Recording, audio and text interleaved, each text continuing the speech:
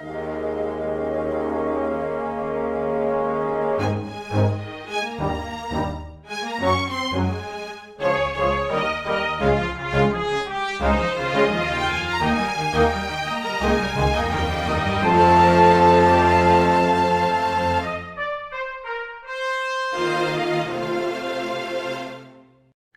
everyone. Welcome to Weekly Manga Recap. It's February the 2nd of 2022, which means that if, I don't know, you look outside and you see a shadow, then that shadow might stab you because bad stuff happens in manga when it involves shadows. It seems. What about I don't shadow know. Can clone you think of jutsu? That's been used for good. Yeah, but also evil. Oh, that's true. A good shadow. Shikamaru uses shadows for good. He strangles people with it sometimes, though. Yeah, but those are bad people. You're allowed to do that to bad people. Yeah, okay. Sure. Nick, would you want Hidan in your neighborhood? No. There you go. Shikamaru handled that for you. You're welcome. I'm not going to reply to this with the 5 different things I could say in response to that because we have other things to talk about. I don't know. How you doing today, Chris? I'm good. I had a real quick anecdote that got an amusing chuckle out of me, if you would like. Okay. So I went to the bookstore with my sister, and we were walking past the manga section, and my sister has only read one manga in her life. It was a while ago. And it was Death Note. I was like, because I was at a time where I was like, Death Note's pretty easy. Like, it's easy to bridge that gap. It's not weird in a lot of the ways manga is typically weird. And like, for someone brand new, it's just kind of like an interesting story premise. So she read that and enjoyed it. And then I watched the Death Note live action movie with her. And that was the Netflix one. No, this was the live action Japanese one in the theater with cosplayers. And that was too much for her. She was she saw people getting autographs from cosplayers. And she's like, that's not L. I don't know why you're getting that person's autograph. Why would they care? It's just a person. It's not L. So we're in the library, and she's like, "Oh yeah, I was telling one of my friends, like kids or something like that, reads manga, and I was telling them about how about like One Piece." And I was like, "Oh okay," but I didn't think too much of it because I was like, I used to talk all the time about One Piece, so she probably sure that. And she's like, "Oh yeah, I should probably pick up One Piece again." I was like, "You never read One Piece?" She's like, "Yeah, I did. It was the one with the book and the monster guy." I was like, "No, that's Death Note. You've been telling people you've been reading One Piece." And I just found myself very tickled at the idea that there's somewhere out there that thinks my sister, who doesn't read manga at all, has been up to date on this 25-year-old series with fucking 1,000 chapters to it. Honestly, there's enough characters in One Piece that maybe there's a character somewhere in there that you could mistake for Ryukin Light. Yeah. So. I don't know. I got tickled by that. But like, tonally speaking. I was like, I can't imagine. I guess there are worse series I could have you read, but I can't, like, getting you to read Death Note was difficult enough. I can't even begin to tell you how upward that pitch would be. Like, it's about a pirate who's made of rubber. Wait. He's probably the second most normal one in the crew. This one guy puts a sword in his mouth and can talk. That is not a point of contention within the series. Just the clash of everything between those series. You get them confused. Can you imagine, like, series starting off, I to demo you may wall. They all die. Just all of the straw hats slowly falling off the boat one at a time from heart attacks. Like, oh man, this is a dark series. I like this. And of course, there'd be an entire other crowd that'd just be like, "This is great." Yeah, weirdos. All right, I'm concerned about you, but you do you, I guess. Yeah. We are talking about a series today that is largely unlike either of those two. So shift gears a second time, whatever. We are talking about a series today called Hitomi-chan is Shy with Strangers, or its Japanese title, Hitomi-chan wa Hitomishiri. It's a series that's been going on since September of 2018. It's currently serialized in the Akita Shoten magazine. It's a website, but it's like publications with their online with manga tend to be called magazines. I don't know. I still don't really get it. Manga Cross, written by Torisuke Natsumi. It is a romantic comedy, mostly slice of life manga about this girl named Hitomi, who is starting off at high school at the very beginning of the series. And she runs into this boy who happens to be a senpai at her school, despite the fact that he is almost literally a child in appearance. Named, I have to keep on looking at his name, Usami. He's senpai, whatever. So senpai. And so he helps her on her way to school, which is a big deal for Hitomi because a lot of people are really put off by her appearance because she is this large and intimidating looking girl because she has resting shark face. Is a pretty straightforward way to put it.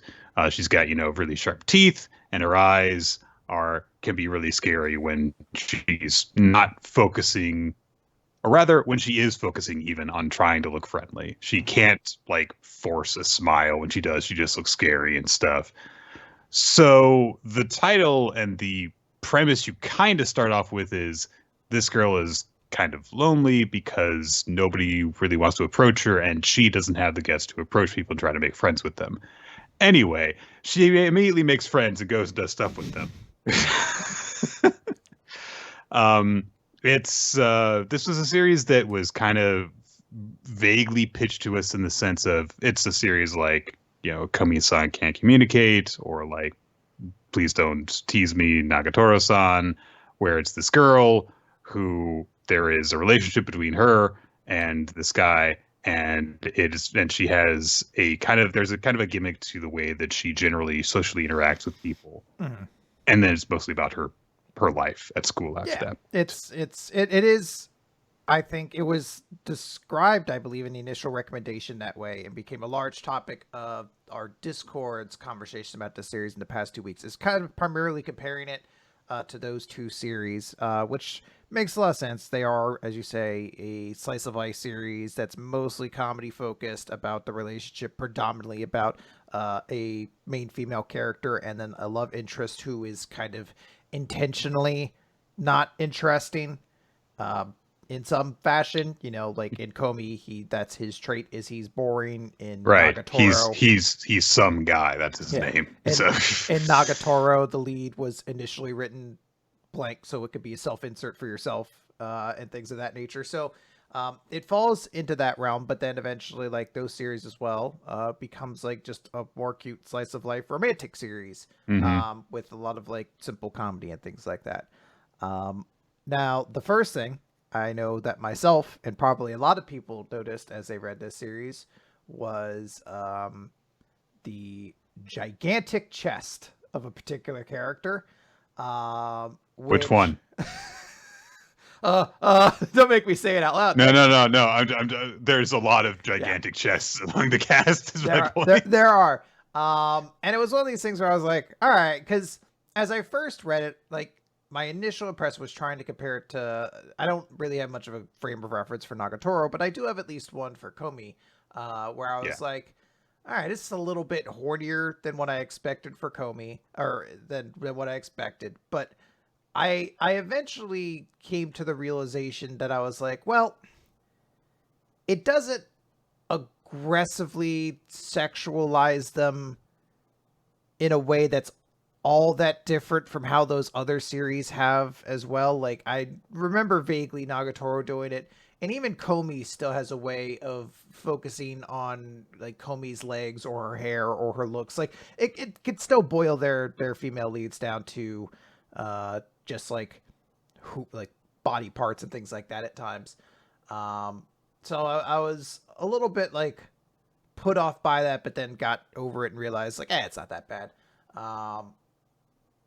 But the thing that really, I guess, struck me was that I forgot this series had a premise. I really I forgot that there's supposed to be a thing that Hitomi is supposed to be shy, and I felt like it was very difficult to actually see that in practice. Like, maybe just because Komi makes it so readily apparent that that's the gimmick. And I think to even other series where there's like maybe like a very nervous lead character where it's like, oh, like I had an example and I completely lost it, but just a character, like a side character in the plot who's just like a nervous, shy character. It's more apparent. Like with Hitomi, she constantly is like going along with everything. So I forget that the premise, the hook to the series is supposed to be like, oh, she's very nervous, because I wouldn't notice it after like the first chapter or two. She's pretty easygoing after she actually makes contact with somebody. Mm-hmm. And a lot of the series is not her trying to overcome shyness, which is just kind of makes it weird that the series has the title that it does. Yeah. From what I understand, there was, the author did like a pilot version of this, and then there were some changes made when it became an actual series. So maybe in the initial vision that they had for the story, that, lack of comfort socially interacting with people was a bigger part of Hitomi's character. That was just kind of like pushed to the side because it's like, well, I just want to, draw this girl and her friends and her boyfriend who won't acknowledge that he's her boyfriend, and she won't acknowledge that she's his girlfriend, even though they are clearly dating in all but the fact that they have acknowledged that they are dating. Like, I'll talk a little bit more about that later, but I just want to, draw them, going out and doing fun stuff together. Yeah. And it's like, that's fine. Yeah, that's perfectly fine. It is a slice of life story. It is about, young characters who are, experiencing the springtime of youth, and they're going out and doing fun things. And they're just getting in very down-to-earth situations. And that is the story. And for a series that initially seemed like it was going to be aggressively horny, it's not. Because there is not a single weirdly horny character who you hate. Like, they introduce a big brother character, and weirdly, I don't even know if this is allowed in manga, he doesn't have some weird creepy obsession with his sister. In fact, it's the exact opposite, and he does everything he can to like help her pursue this romance in a healthy, like kind of comedic way. And I was like, this isn't right. You're supposed to like be upset about that she's seeing somebody else and get obsessive. The brother is one of the best characters in the story, just because it's like, oh, what a cool big brother. Like there is a more recent chapter where like the two of them, by which I mean Hitomi and Senpai, are like stuck somewhere, and it's raining so hard that like the streets are flooded. They can't use the train to get back home and stuff. And so she calls her brother, and he's like, okay, hang on. And then he calls her back a bit later. Yeah, I booked you guys a hotel. Like, and they're like, well, wait, one hotel for both of us? Yeah, he won't do anything. I trust him. It's like, what a cool big brother. Yeah. This is, so, I do disagree with you that there's no aggressively horny character in this series, because a little sister, I guess. The little sister is pretty horny. Hers seems like a bizarre level of respect. She just wants to see those abs. And she doesn't want to do anything. She wants to touch them. She wants to touch the abs. Look, it's just because they're not a normally sexualized aspect of a person doesn't mean that what she's doing is not weird. Okay. There was a she moment. Goes through an entire. There is an entire chapter where it's cold outside. So Hitomi's bundled up, and Kaoru, who is Usami's younger sister, who's in the same year as Hitomi, dedicates the entire day to getting Hitomi to be hot enough that she'll take off enough of her clothes that she can expose her abs. Like, this is a chapter of the story, okay? I guess what I should say is there's no sleazy, horny characters. Like, because even Komi has a couple of the girls who you're just like, okay, calm down. This is uncomfortable like, now. Like Yabai. I don't know any of them. If they're not Narcisse, Yandere girls. If they're not Narcisse or Katai, I don't know a classmate's name. I'm sorry, those are the only two important ones. Yandere girl is one. Yeah, she's one of the ones who you're like. And big boobs, call me a dog girl. Just anyway. Look, I think that it is fair to acknowledge the fact that sex appeal is a big part of the series, and whatever, like that. I think that it's fair to say that sex appeal is a pretty big appeal of this entire subgenre of slice of life stories that focus on a single attractive girl who has a weird quirk about the way that she socially interacts with people, which is usually reflected in the title of the story that she is the star of, which is a lot of different details. So I was thinking about that earlier, and I just kind of like started trying to think of like names that we can call this subgenre, because I don't know if there is one for it or not. Okay. All right, I'm ready to hear them. So I've got school waifu, thirst trap, just thirst trap, but I think that's not thirst trap manga. Okay. Yeah. But I think that's not descriptive enough of the slice of life element. Okay. Chicken soup for the nards. Because it makes you feel good inside, but also makes you probably the winner. But also anyway. Yeah. And my actual serious one, slice of waifu. Okay, slice of waifu. I like that one. Now, I think chicken soup for the nards is the one I'm going to go with. This is another one of those old chicken soups for the nards. And look, I'm not hating on the fact that there is a sexy component to this, because, like you said, it's not so in your face and to the point that it just gets uncomfortable because of the relentless assault of it, or it's not sleazy enough that you get really uncomfortable with it. I would say that this series is probably roughly as horny as Nagatoro is, but Nagatoro goes for those niche fetishes, so they're easier to kind of look at and go I don't know if I want to, but whereas this one's she has boobs and abs. It's all right, yeah. Well, I would even say to pull back from it a little bit. After a little bit, after the first initial chapters, I feel like it becomes less and less of even a thought to it. There is, I guess, some level that you have to consider. It never goes completely away, but it never goes completely away, but a lot of it finds itself sort of restricted to, the weird end of chapter illustrations and things like that. But in the same way, because I did, when I first started reading this series, I was like, giant girl, big breasts, perfect abs, shark tooth. Molderman recommended this series, didn't he? I'm gonna go. I'm gonna go check that out. And then eventually I came to realize, Molderman recommended this series because it's very sweet and down to earth and earnest, and just a relaxing series. That's probably why he did it. And I'm sure the shark tooth and the abs have nothing to do with it. Nothing. But I did eventually come around to what I was saying, where I'm I found this series to be just a very gentle, calming read.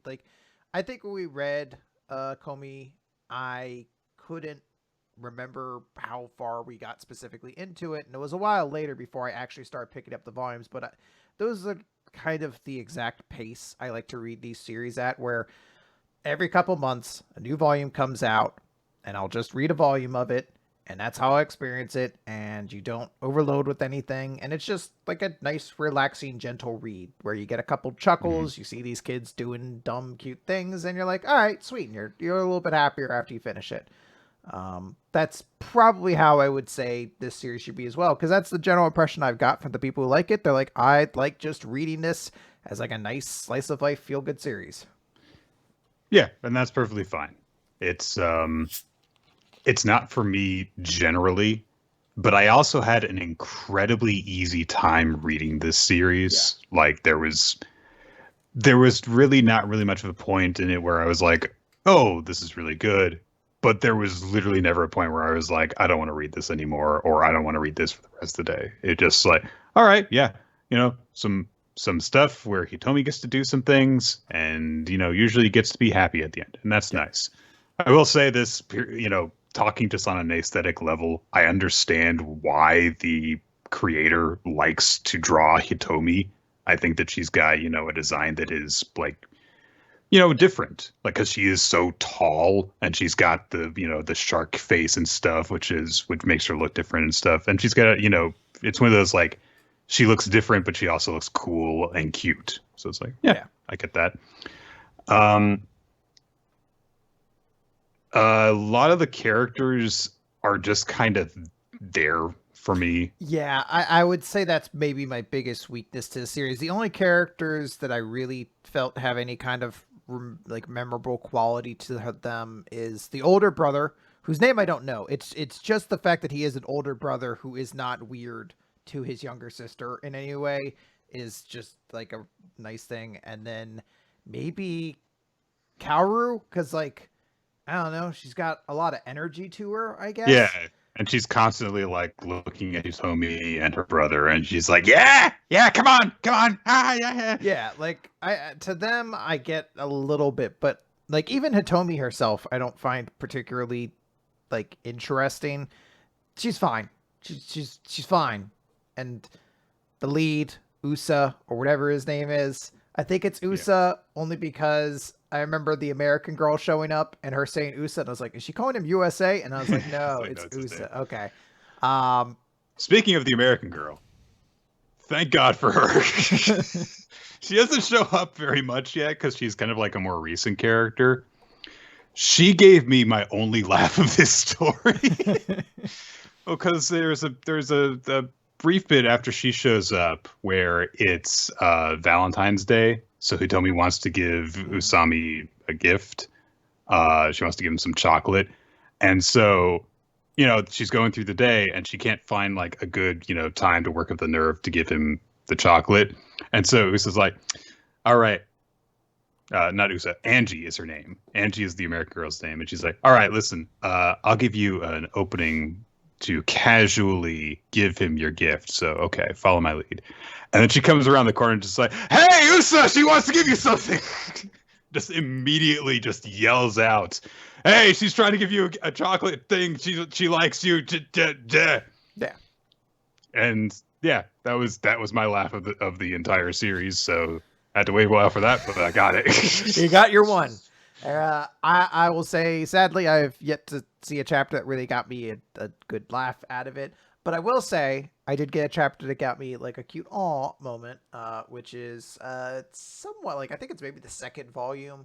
Hitomi and Usa are out, and it starts raining, and they hide underneath the bridge. And Usa notices that Hitomi is cold because she's not wearing like multiple layers or anything like that, so it's just cold. So he's like, all right, I'm gonna go out and get an umbrella. And he comes back with just one umbrella, and he's all muddy, but he's like, hey, we can walk home.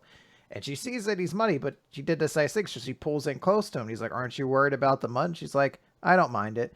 And then the rain stops, but the two of them like walking together, so they keep doing it for a little bit. And then like the joke at the end of the chapter, someone being like, the rain stopped, you kids. And then they're nervous. But I was like, I know I've seen this premise done before of like two people walking under the same umbrella and it stops raining, but they keep walking. But I was still just like, all right, these little dorks, these fucking nerds, they're being cute. I like it, I'm happy for them. And that was probably the moment I turned to a more positive level with the series. Yeah, I get that. I personally don't understand why the hell these two aren't just like dating at this point. Yeah, that was another thing where I was like, eventually they give each other like Valentine's Day chocolates, and I was just like, you're just dating. Like, you're just dating. They're basically dating. Like, they hold hands. Like, they're like, oh, all the time. Yeah. They hold hands all the fucking time. I think it was at like the school festival. It's like, hey, you want to go see the school festival? They hold hands, start walking. I was like, so you're just dating, all right? Like, like, I don't know what levels of hoops you're jumping through. Fucking Clover over here to figure out how you're like, oh, we're not dating or whatever. I was thinking about going into this and saying like, yeah, there's like a certain amount of tension between them, but they're both so innocent. So you don't want to like shout at them like, just fuck already. You want to shout at them, just hold hands already. Except that they're holding hands all the time. It's just that they, I don't know if it's a matter of like they're both so shy or what, but like everyone around them who doesn't mistake them for Senpai being her younger brother and or her son And which is a joke that will not go away because he's so small and young looking. Yeah. Can see that like they clearly like each other. And clearly both of them like each other, except it's not just that they won't confess to each other, but literally there will be moments where like Hitomi is talking to another guy and Usami will start to get jealous and he'll be like, "What's wrong with me? Why do I feel this way?" It's like, the times you held hands. Like, do you not know what that means? It's because I believe they are dating now. I haven't caught up 100% on the series, but I do believe they are now at least recognizing their feelings for one another. But you have to understand, like, that's like 70 chapters in or something like that. By like chapter 30, they're holding hands. Like, you have to understand. You're just like, but you guys are just dating now, right? Like, did I miss something, or did you guys just not pick up on this? It's okay. It's still not the worst, most frustrating romance we've ever read because we've read Bakuman. So, and I will say, this is frustrating only in a comedic way. It's not something where I'm just like, "Wow, this is stupid. This whole series premise is right." It's just one of those things you're just like, it's surprising because them holding hands feels like it should be a huge leap, and it is not seen as that. They're just like, "All right, let's go walk around." Da, da, da, da, da, da, da. All right, fucking bravo, I guess. Yeah, I think I've brought up all the different things that I wanted to bring up. I guess my final say on is I did not super enjoy this series, but it was more than perfectly adequate. Like it was okay. Yeah. But like, positive okay. So I think I'm in a similar boat. This is not necessarily a series for me. But this is I think it's 7 Seas, I believe, that publishes this series, and 2 volumes are out. I could see this being a series I would pick up the volumes for just to read it, just because, like, as I said, it's very cute and simple, and once you read it a little bit, it's not hard to do it. But I did enjoy it to a small extent, but I guess more so what I'm trying to say, sorry. I understand why the audience that likes the series does like it. I was completely like, okay, I get it. I see why you guys like this thing. I don't know if I necessarily like it as much as you do. I think I would probably look towards Komi as like a better version of this, but also it took me a couple volumes of Komi to really get into it too. Maybe if this series runs long enough, we'll get better characters and I'll start laughing. I mean, there's no Narcisse, but not every series can have a Narcisse, even though every series should. I don't remember which one Narcisse is. He shows up later. He's just obsessed with himself, and he's just an idiot. Like, he just loves himself. But it'll be like he'll be like fucking walking around looking at himself in a mirror, and he'll just get hit by a train. Shit like that. Like, he's so dumb. I don't like. He's just a butt monkey. I just find him funny, and he's definitely dating Katai in my mind. That's 100% canon. I don't care. Those 2 boys love each other, and it's very cute. Well, mostly Narcisse likes himself, and then by proxy, he likes Katai. Hitomi-chan Shy with Strangers. The first 2 volumes are available through 7 Seas Entertainment. Volume 3 is releasing in late March if you want to check out the English official volumes. And hey, we managed to mostly avoid talking about Hitomi-san instead. But we have other stuff to talk about today. Let's do it. Let's start with Undead Unluck, because there is no My Hero this week. So yes, let's talk with Undead Unluck. Number 96, Ghost Soul. So we open up as Andy and Fuko have arrived. They've skipped time, and the rewards are being given out for the season quest. We have Apocalypse there saying, "Capture of UMA Autumn success. Reward the addition of UMA Ghost." And the cutest little ghost shows up with his big goofy little face, and he's like, "Ghost." And I fucking love him, and I want him to join the Straw Hats. And we see that something is coming out of Fuko's body, and well, lo and behold, it's her ghost. There it is. So Andy's like, Juez is like, "Hey, that's it, Fuko's ghost. Hurry and restore Fuko's body. Then we just need to return her ghost and body in Shoal." And Andy and Fuko try to touch hands, and they just go through each other. And it's like, oh, it doesn't work that easy. And then UMA Ghost grabs her and just says, "Wow, this one has a form. Wonder if the rider ones are tastier." Or the riper ones, sorry. It looks like a D from there. It's really hard to tell with the bold and italicized font in that. Okay. Double, yeah. So they try to get her back because Ghost just goes to leave, and they can't because none of their attacks affect Ghost in any way. Andy goes after getting Kinto-kun from Shen and flies after her. They're like, hey, give us updates. But Ghost has flown over to someone else. It's Unruin, who is sitting in a pile of corpses saying, hey there, Ghost. Nice, oh, man. Nice. Wonder what happened to all those people. Yeah. How'd they die? What happened to them? Unruin, come on, you can save them, right? Yeah. Ruin, what are you doing? Help those people. Ruin says, I'd like to be friends with you, so I got you a birthday present. Do you like it? And Ruin has murdered all of these people to get Ghost's attention. Oh, that's the present. Okay. Yeah.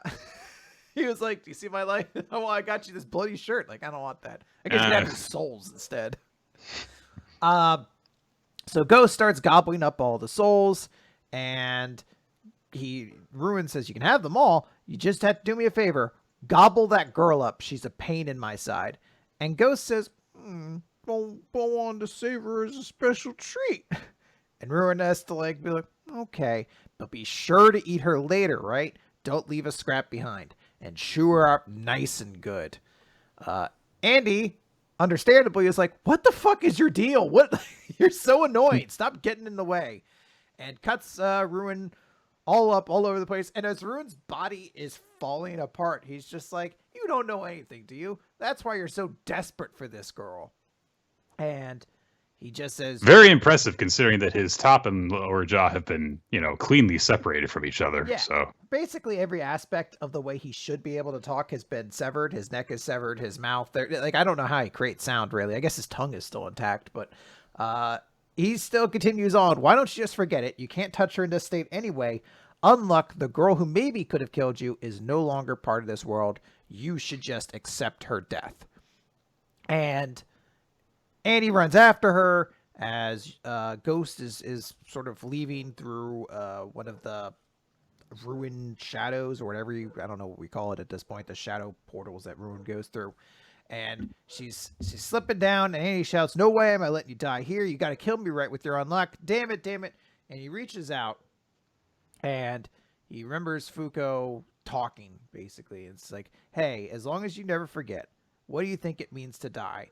And we see a brief shot where the two are reaching out, and it appears as though Andy's soul is actually reaching out from his fingertips. The two are touching that way. And Andy looks at his hand afterwards because she's gone now. Top and Tatiana show up. They're like, hey, did you make it in time? And he says, I touched her. And the other two are like, hey, what's happening? What's going on up there? And we break away to continue with the little thought process of as long as I don't forget, then people won't die, and souls are what give people life. That's the kind of world I believe in. And Andy's just like, I touched you, didn't I? Fuko, you're still alive. And a meteorite crushes him and shoots his head into the air, and he just screams, your soul is still alive. The other characters basically comment wait, if you got struck by a meteorite, then that must mean, so yes, your ghost, your soul, as long as it's around, you aren't dead. So just hang on, Fuko. I'm going to get you back.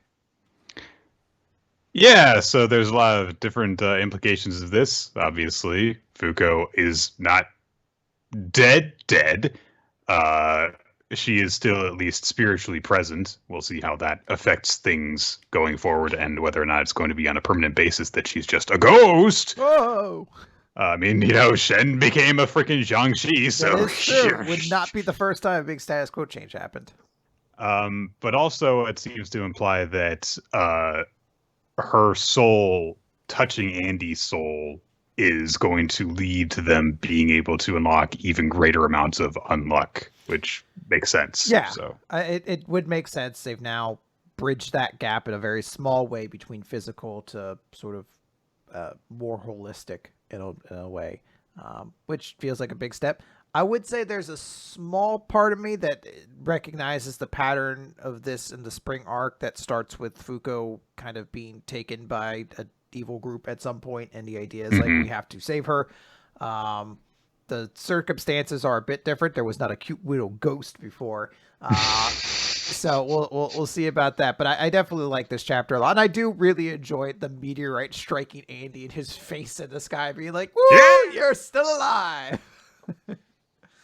I like that you're so in love with Ghost when, like, every time that it opened its mouth, it's like, oh, that thing's kind of creepy. Oh, I love this little dude. Look at him. He looks so sad, but then sometimes he wants to eat things. So he looks pretty cute. I love this guy. It has devoured dozens of souls already. Those people are gone forever. Good. Well, as long as his belly is filled. Does he need belly rubs? Yeah. Oh, no. Is that my little ghost? Is that my little ghost? Were you just feeding on the souls of the damned? Yes, you were. Those were innocent people. Yes, they were. They're gone forever now. Their afterlives are taken from them. Woo. All right. Let's continue on, Nick. Let's talk about Eden Zero, chapter 177, Holy Judgment. Holy Judgment. For the first time in a while, nothing to say about this title page. It's a perfectly fine title page. Good times. Instead, we pick up last time where the crew stopped off at the Bikini Planet for some reason, and Holy is there and is like, we should work together. And immediately she's like, I understand why you don't trust me, Holy is, but if you want to defeat Ziggy, so do we. So meet me at this rooftop lounge in 1 hour, basically. So she leaves, leaving just Shiki, Rebecca, and Labilia. And immediately Rebecca's like, oh, Labilia, are you okay? I'm sorry, I didn't mean for you to get wrapped up in all this weirdness or anything like that. Labilia just kind of solemnly says, like, Shiki has come to my rescue yet again. And Shiki's like, there's something different about you. And they're like, how are you doing? She's like, I'm fine. And you guys look like you're doing really well. I gotta get going. Yeah, we've been around you for 5 minutes. You haven't tried to wrap Rebecca up in a sweet prank video. Yeah, so you haven't tried to cover and poop or whatever bullshit you used to do. So she's like, hey, it's been a while since we've seen each other. How about we get together later to talk? And Labilia just says, I have nothing to talk about. And Shiki just says, oh, I guess she's not different after all. But Rebecca's like, no, she is different. She didn't say one nasty thing. That's not like her. We then cut over, and the essential group of characters from the Eden Zero have arrived at this lounge. And we get a scene of Holy doing the swim, like the swimming pool scene where, like, it's like, bow, bow, bow, bow, bow, bow, bow, bow. Yeah, like she's, going to have a sexy meeting with James Bond or whatever. Yeah. Because, So she's come out. It's kind of ridiculous. Like, no one else is there. How did she know that they had arrived? So, yeah. She says, oh, you're early. And that's amusing me because she said meet in an hour. So how early are they? It's not like it's like meet in a day or so, like some nebulous time frame. It's very clearly like meet me in an hour. And I like to think they immediately showed up 5 minutes later. She's like, oh, I kind of wanted to get my laps in, but whatever. I guess we'll just do the meeting now. I guess we'll just do it now. We'll just do it now.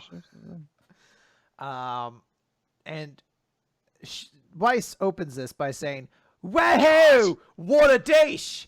And he does not stop. I would like to note, at least 5 different times in this chapter, him or some other character comments on how beautiful Holy is. So just note that's half of this chapter basically. So she starts cooking for them. No.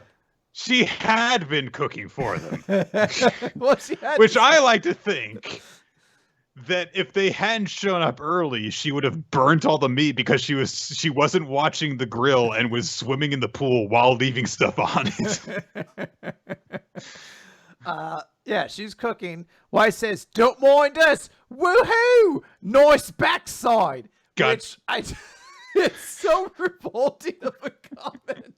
I don't know how anyone would stare. Everyone just ignores him. They're like, yeah, Weiss, we get it. She's a woman and in a bathing suit. Okay, thank you. I like to think he thinks he has the inverse of Homura's power, where it's like, oh, I don't say my thoughts at all. Instead, he's just fucking talking out loud.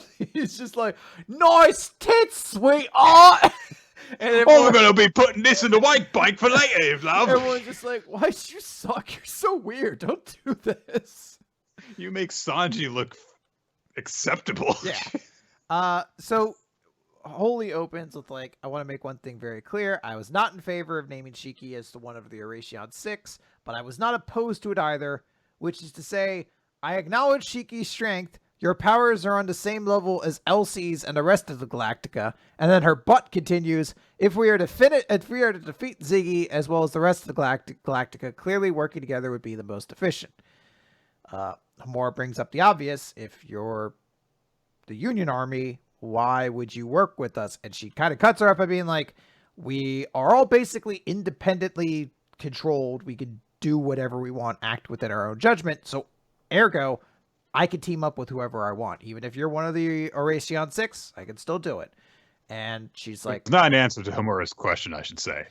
It's mostly just to, I guess, kind of sway the conversation in that general direction without openly stating like, hey, I won't betray you, because maybe that may play into what she's actually trying to do. She basically just says, hey, not everyone in our group's a bad guy. Not all cops are bad, Nick. Not all of them. I never said that they were. I don't know what you're talking about. And Shiki's just like, all right, cool. That sounds like a good point. And they just eat a bunch of food. And there's some line about Rebecca being a hearty eater. Then Holy's like, okay, I guess you and your entire crew are listening through this conversation. And we cut over to Hermit, who's like, she saw right through us.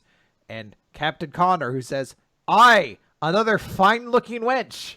And then Sister says, I'd love to invite her to my training room. And Hermit's like, guys. Go away. Go away. This is really inconvenient, everybody. If you're not here to help, then go away. At least Moskoy isn't here being like, Moskoy. Like, he at least had the good sense to fuck off before this conversation. It must be hard to be one of the non-preferred members of this crew, because it's just like...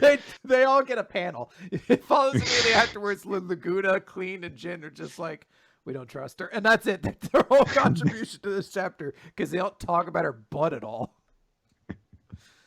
And then Sister jumps in and is like, hey, can you like zoom in on our Gazongas, and do you have a slow-mo and a record feature on this spy footage? Hey, could you put on these nipple clamps and dance for me? Like, make her put on the nipple clamps. Shiki! Just screaming into the mic. Like, it's so audible over Shiki's headset. Tell her we'll work with her if she puts on the nipple clamps. Dad! Like, just salivate. Like, you can't even understand her. Like, she's drooling so much and slurring the word. Just do it! Holy continues. My ultimate goal is to defeat Ziggy, but I have another objective as well. It's to track down Dead End Crow of the Eurasion 6 Galactica and kill him with my own hands. And they're like, hey, why does that matter? And it's like... Oh, sorry. There's enough of a pause there that you just made me think, like, hey! I don't know why I'm upset about this point. I don't know. They're like, well, how does that really work or anything like that? And it's just like, well, he's on planet Leonard, so he's joined forces with Ziggy. And they're like, well, that doesn't make sense. Why would an Eurasion 6 work with Ziggy? Like, he hates all humans anyway. And it's like, well, Crow is an android, and they bring up, like, before Ziggy awakened, he was considered the most dangerous android in the cosmos. He instigated the Bloody Atmos Day incident, which resulted in over 1 million casualties. And Pino is just like, Bloody Atmos Day, searching, ... What? So he's a mass murderer. He killed 100 times as many people as died in that space battle, apparently. So he is really a bad dude. And they say that's the public story, but the truth is worse. And someone I know got caught in it. That monster thinks of humans as toys, and that's enough reason for him to join Ziggy. I will help you defeat Ziggy, so I want you to help me defeat Crow. Shiki's kind of like, I gotta think about it. Let me go talk to my crew. And the Holy just says, like, whether or not you answer yes or no will not change how I see you. So, you know, let that be a factor in all this. It was, you know, a bizarrely reasonable way to end the conversation between them. Yes. Which, of course, means we then immediately need to establish that Holy can't be trusted. Yes. Because how dare we even consider that we would be left pondering that. Yeah, we can't ruminate that for too long. We cut back over to the guys who were weird and creepy before. And their weird and creepiness fucking skyrocket. Like, I know before they were kind of talking about, like, we'll make you strip or something like that. But now they are just outright talking about abduction. Because they're just like, hey, like, we saw Rebecca and her giant tits. Let's go kidnap her. Just get her next to a car, shove her in, and then just the dude just goes blah blah blah blah blah, and all the dudes melt into puddles. And Holy just says, "I wonder if my spell is working my magic yet." From the shower, she shouts, "Let all the filth just melt away.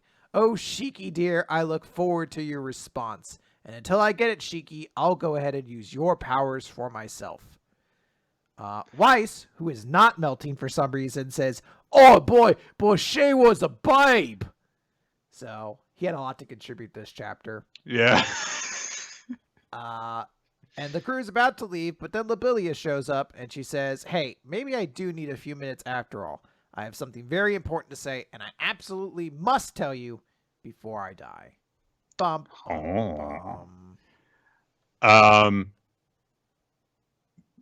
A bizarrely essential chapter for the Eden Zero plot, honestly.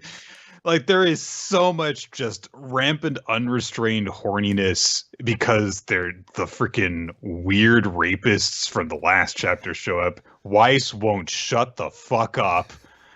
And there's a lot of weird, unnecessary shots of Holy's everything. Yeah. Well, Nick, I do find it amusing that they were like, look, there are a lot of swimsuit shots. We are going to get a shower shot as well. Like, we need to get everything in this chapter. We got to get a little bit of everything. But also, like, it sets up, like, okay, this is what Shiki and company are going to be doing. It leaves you on this hook of, like, oh, hey, you know, Lobelia, who was this awful person to Rebecca before, apparently she's going to die. And so that's why she's acting different. So I'm kind of curious to see where that goes, even if it just leads to Rebecca getting Law pranked again.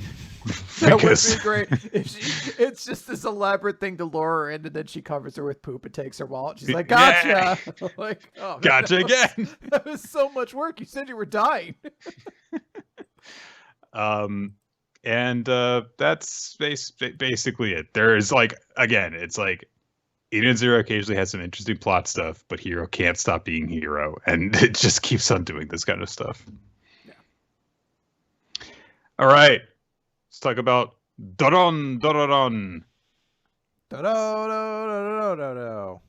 Yeah, Chapter 8, Friends. The big fingernail clawed horned weird ugly thing that killed Dora's mom is rampaging around after Dora and Kusanagi have calmed Dora down. They're gonna fight him. The monster thing goes to eat a schoolgirl person, and one of, I believe, the same two, like, Lieutenant Samurai guys that we saw Dora and Kusanagi save in that earlier chapter, I think, brushes in to try and help. But it's okay. Ginchio is there, and she rescues her. And the other samurai cadets run off. She tries to fight the thing, and she's like, "Oh, well, a year ago, during the great disaster, I was so weak that they didn't even let me fight on the front line. But the more samurai bystanders I saw die, the more frustrated I got with myself. So for the sake of my career, and to prevent the loss of many more lives, that day I felt this deep need to become the strongest, and I won't let another great disaster happen today." She tries to fight it, and she can't stab the thing. She does one of her super speedy divine blade things and can't penetrate the thing's tough hide.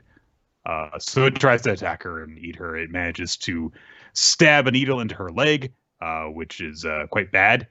It tries to eat her, but Kusanagi and Dora arrive, and Kusanagi turns into a gummy whip thing and snaps her out of the monster's mouth. And Gijio, at first, briefly was like, "Stop trying to carry me like a princess, but thanks for saving me." I was like, okay, all right.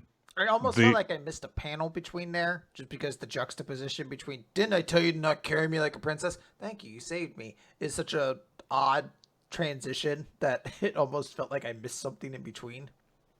Yeah, like even if there were just like a single panel in between where there was literally nothing but a word bubble that said "but" and that was it, or something, or even just another shot of her face, because it's hard for me to make the transition in my mind between those two moments. Yeah. It seems like a lot of the stuff that has to do with their personalities, like there's a little bit too quick of a shift between like different stuff. So the big Mononoke tries to attack them. Dora, and Kusanagi swing up onto a roof to safety. I guess the thing is just like can't see peripherally, I guess. Anyway, so Dora's like, well, you should hide, Ginchio. And Ginchio's like, no, this is the monster from the great disaster last year, so I'll defeat it. You two back me up. And Dora's like, well, you've got a really bad wound on your leg, so you shouldn't push it. And Ginchio's like, shut up. And so they agree to work together. Okay. And Kusanagi's like, okay, well, believe in us, and we'll defeat this Mononoke, but with your assistance. So their plan is, you be bait, and we'll attack it. And so they do that. Ginchio, acts all like, ha ha, you can't get me, Slowpoke, and this monster is easily provoked, so it's like, I'm not a Slowpoke, I am very easily a slow bro at best. So storms after her. She dodges away from it, and it keeps on distracting it. And when it tries to attack her with its needle firing things, turns out this was their plan, that that's probably its weakness. So that's when Dora and Kusanagi will go in and try to attack it. And Ginchio brings to the point of like, well, yeah, but if you can't cut it, then you might get paralyzed by the needles and stuff. So they say, yeah, but they're going to do it anyway. And so Ginchio's like, hey, this could be dangerous if your emotions get the better of you. Are you sure you're okay? And Dora's like, well, I have a score to settle with that Mononoke, but I've made a decision. I'm not doing this for revenge. My character development is done. I'm doing this to protect everyone. Okay, so nothing is different from last time. Okay. Ginchio manages to block most of the needles that come after her, but one of them still hits her in the shoulder. Fortunately, Dora has the opening. He charges in with Kusanagi in sword form. They attack the needle thing on its back. I don't know. But it doesn't penetrate. Oh, no! And so Ginchio's like, I've got to help them. And the Mononoke goes, die! And a bunch of needles fire out at point-blank range, puncturing Dora. Kusanagi immediately gets really worried. He's like, no, his needles are growing back. But Dora says, we just gotta keep going, Kusanagi. Don't worry, I'm still calm. Ow, ow, ow. Oh, what in my mouth? Yum, yum. He says, we cut him a little bit, so let's give him everything we got. We can do this. And so Kusanagi starts to surge with power. And, oh, look at all this supernatural energy. As Dora thinks to himself, Mom, I made a special friend. We're going to do great things together, so please watch over us from above. And he cuts. Presumably, it's kind of difficult to tell because there's a lot of like distortion. We're kind of zoomed in on. Did he cut the Mononoke in half? Tune in next week to find out if they beat the huge monster thing. Next time on Dragon Ball Meh. Now, I needed to find another one. Dragon Z. Nah, doesn't work. All right. Dragon Ball mediocre thing. This chapter was physically there. It was better than the last one, I thought. I disagree with that, but I thought it was all right. I mean, they did a thing. There was an action beat. Okay.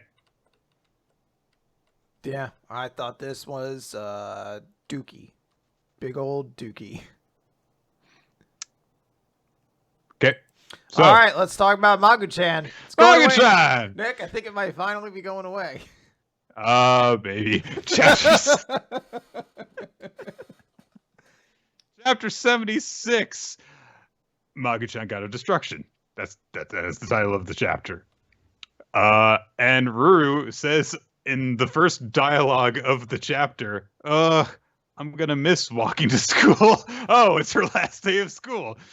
Maybe it's ending. No, Nick, this is the natural pace of the story. We didn't want to cover the rest of it. We just skipped right through it. That's right. We did Christmas. Who cares about the other 6 months? That's right. Magu-chan, which has throughout its, year and change run, strictly kept to real time, basically. It's like, no, it's at the end of the school year now. We're just there.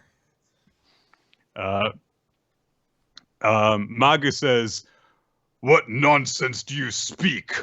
Do you lament over journeying to my dominion?" And Ruru says, "What? It's the last day of school, Magu-chan." What? Just news to him, because he doesn't pay attention. He's Magu-chan. But yeah, they're graduating from middle school. We get this big collage of the different gods and their partners, like little photos of them as like kind of the title page. There's some cute bits to it, like Ren being proud of Naputuku's cooking. Isn't that nice? Yeah. So she leaves, Naputuku and Uneris and Magu in the club room, going to the graduation ceremony with Izuma and Ren. Hey, Izuma managed to graduate alongside everyone else. Okay. So the weird teacher that worked with Muskar is upset that they're all graduating, but like in kind of a, just like a usual teacher sense, but also I'm still evil because I'm part of the Chaos Cult. Kind of, the Chaos Gods decide to invade the graduation ceremony because Magu realized, like, what? People will be paying attention to a stage? I do like that it is him being like, I wouldn't be the center point of attention in a moment where there would be tension. That can't be allowed. So, wonder how that's going to turn out. During the graduation ceremony, they're going to get a word from the principal. Ruru is reflecting on her time in school, but she looks over to the side, and hey, she sees her mom's there, and she also sees Ren's family. And Rin has no Sakoshu with her. And then she sees that the 10 holy divine generals are there, and they're Uneris' camera crew. Because so. Nick, I believe all feuds come to an end. And this was the one time I was, like, oh, Uneris is happy, your little baby boy is growing up.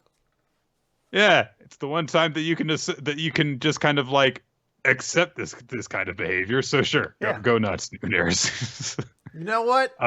You're not on my shit list today, Uneris. Tomorrow, maybe, but not today. But of course, all of the Chaos Gods were planning on doing something, not just Uneris. And Naputuku is deciding to try and steal smacks to everyone in attendance. And he's like, yes, it's my perfect plan to have everyone buy into my new shop, the portable eatery. I'll make a fortune. And Rin just blasts him on nut chops in the back of the neck and drags him off. I like as she karate chops him and shoots his eyeball out of his mouth. Like, ah! Like, oh, come on. You just wanted to make some money. Give him some money. What are you talking? This is some good entrepreneurship, all right? Muskar has upset everyone for being assholes, basically. You guys aren't acting like gods. Neither are you. Stop being a bitch.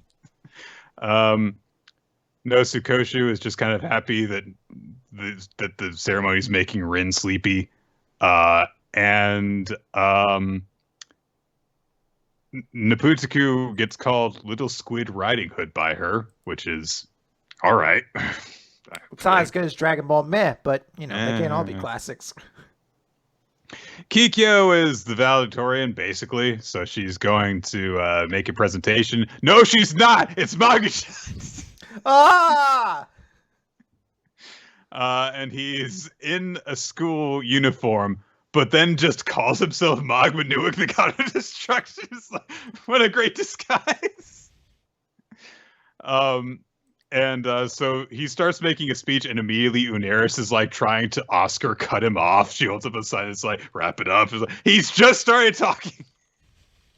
But he says, Give praise, for you are about to depart to a new domain. Take pride in the honor of having been chosen to be my followers. There is no obstacle in your futures that cannot be destroyed. A great speech. Short, simple, to the point, and on brand. Yeah, absolutely.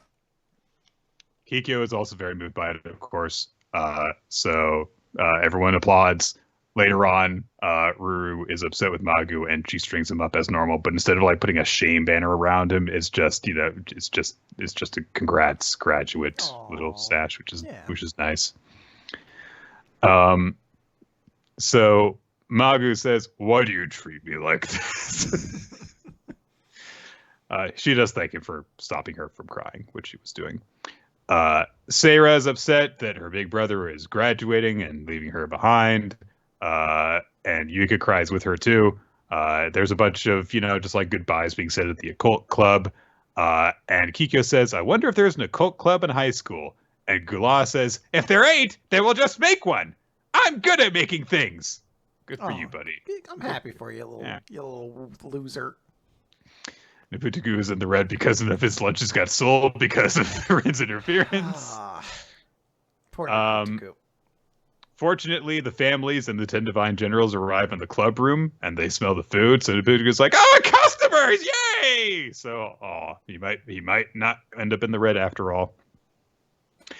Ren talks with Ruru while they're eating, and he asks her, hey, did you decide on a goal for the future like we were talking about before? And Ruru says, yeah, I want to be a mom. Which makes Ren go, but Ruru says, like my mom, she's a doctor, she helps all sorts of people, and I also want to be a source of strength to others like she is. I probably can't be it. Fuck that. That's the word. I want to be a mom. Like my mom as a doctor who helps people. Like, all right. What, you just fucking intentionally say that? Just dumb? I don't know. Fuck you. I hate you. But she then says to Magu, who is apparently busy searching for Morinato, I guess. Oh no, he's just... What is that container he's got? I don't know what that is. Is he looking for food? Maybe a thermos? I don't know. But she says, hey, will you listen to my wish? To pay back everyone for how they've helped me, to help restore you into a god who everyone can acknowledge. Let's help all sorts of people together from now on. We'll destroy the worries of anyone in trouble. Worry destroying gods. How's that sound? And Magu's like, very well. There is nothing I cannot destroy. Like, none of what she said actually sang through except the word destroys. Like, bring it.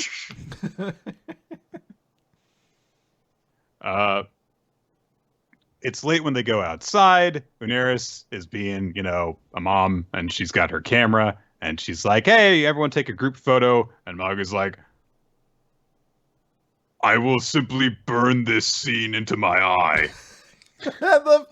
There's such a fucking intensity in him. He looks like he's almost staring into the ground, too. I will just burn this scene into my memory forever. There shall be no need for photographs. What the fuck are you doing, my boy? I will destroy your lack of memory. I will destroy your need for object permanence. Nanitsu brings in all the pets, basically, so that they can have everyone in for the group shots. Nick, why is everyone showing up? This series is going on forever. They just it's just like Witch Watch when it decided it was like, oh, we're just gonna help people. That's like they finally 176 chapters in, they decided, hey, we're gonna help people with their chaos gods, Yeah.